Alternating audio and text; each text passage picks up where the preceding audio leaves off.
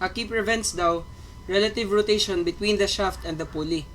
If the torque T is equal to 2,200 Newton meter, applied yan sa shaft, determine the smallest safe dimension B if the working shear stress for the key is 60 MPa. Now, kapag sasabihing torque, this refers to twisting moment. So, di ba? Moment pa rin yan, essentially. So, this is force multiplied by the perpendicular distance. But, yung makukos lang niya is twisting. So, yung unit niya is the same lang ng moment. Naka Newton meter, kNm, ano pa yung pwede? Pwede ring naka pounds multiplied by inch, mga ganon. Now, the shear area is the parallel area of the key to the force P resisting the torque. So, ito yung key. Ayan. Tapos, merong torque applied. This is acting parang ano yan, counterclockwise. So, let's say, andito yan. Counterclockwise. So, kailangan meron tayong force that will resist this motion. This rotation pala. So, merong maglalabasan na internal forces tangent to this circle or tangent to the shaft. Now, ano na lang, yung front view na lang. Let's say, ito yung shaft. And then, merong torque. Ayan, pa-counterclockwise. So, merong internal forces na lalabas. So, kailangan yung makukos niya, parang, essentially, para siyang couple. Yung rotation na makukos niya must be clockwise. Opposite sa counterclockwise rotation. So, parang paganto yung couple pala. Ayan. Kasi diba kapag meron tayong couple na paganyan, the rotation is clockwise. So let's say this is P, saka ito rin.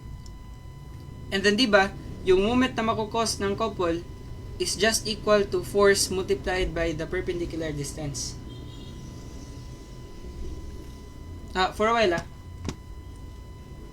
double check ko lang. Kasi parang R yung ginamit dyan. Double check ko lang yung FBD. Okay. Kaya pala. Sa center pala yung isang force ng couple. Draw ko na lang Ayan. So yung magre-resist is andito. Yung isang couple. Isang force ng couple. So this perpendicular distance separating the two forces equal yan sa half ng diameter. So, yung diameter is 60 mm. 60 mm diameter. Bala ito yan. Yan yung diameter ng shaft. So, if this is 60 mm, this would be half of 60. So, 30 mm yan. And then, equate na lang natin yan. The torque is 2,200 Newton meter. Ayan. So, force multiplied by 30 mm is equal to 2,200 Newton meter. Now, naka-meter yan. So, we have to convert this. Either, ito yung i-convert mo or itong 30. Now, ito na lang. Yung 1 meter, i-convert ko into millimeter. So, di ba? For every 1 meter, we have 1,000 mm. Ayan.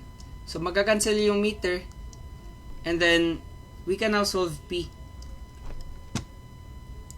So, P would be 2,200 times 1,000 divided by 30.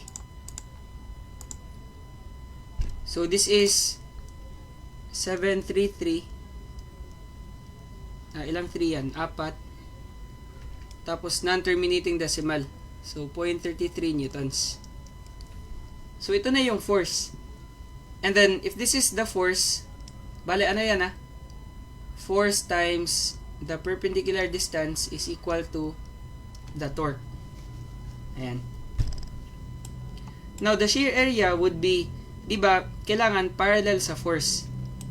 So, kapag meron kang force dyan, essentially, apply dyan, the parallel area to that would be this area.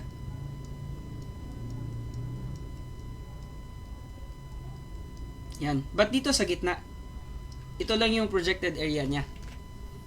Now, this area is equal to B multiplied by 70 mm.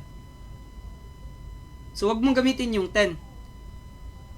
Hindi yan kailangan para sa parallel area. Ito lang, 70 multiplied by B. So, yung working shear stress is 60 daw. So, tau equals force, shear force divided by the area. Tau is equal to 60. And then, shear force is ito, yung na-solve natin.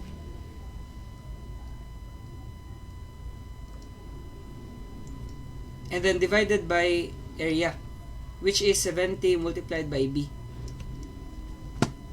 So, solving B, ayan, tapos divided by 70 times 60. So, 17.46 mm. Again na, naka-Newton yan. Ito naman, naka-Newton per mm squared. And then, yung 70, naka-mm din, multiplied by B. Kaya yung resulting unit, already, naka-mm na. Sige, continue na tayo. But first, explain ko muna kung bakit ito yung moment arm natin kahapon. Bakit 30 mm lang? Bakit hindi dito magde-develop yung isang force sa couple? Notice na yung key, it prevents relative rotation between the shaft and the pulley. Diba? Ito yung pulley. Ayan. So, yung rotation na pinaprevent niya would only have this moment arm. So, this is essentially the radius. So, parang couple yan. Again, this is counterclockwise. So, ito naman, pa-clockwise. Pwede pa ganyan. But dito, anywhere naman, kahit saang point mo yan ilagay, yung effect ng couple, the same lang. So, yung ginawa ko dito is, dito na lang. Sa edge ng circle. Tapos, ito yung couple.